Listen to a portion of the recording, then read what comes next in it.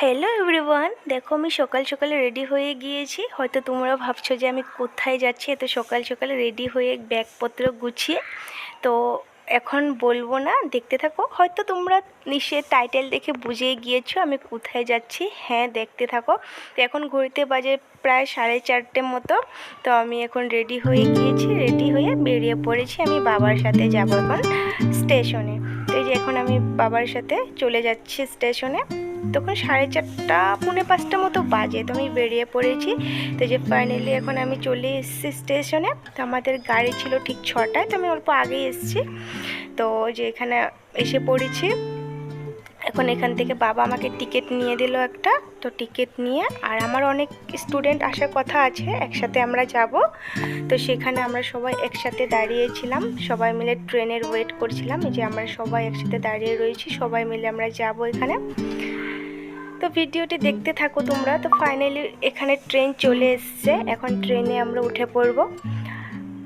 আর এই ভিডিওটা অনেক বড় হয়ে যাবে বলে আমি তোমাদেরকে পার্ট পার্ট করে ভিডিও দেব। তো এটা হলো পার্ট 1, ফার্স্ট ডের পার্ট 1 ভিডিও।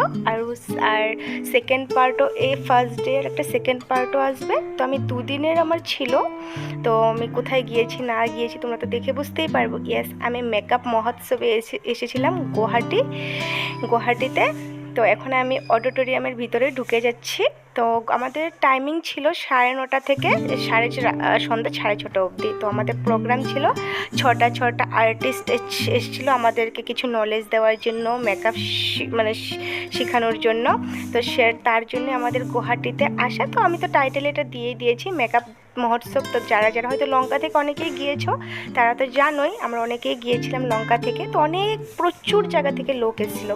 তো ফাইনালি যে আমি ভেতরে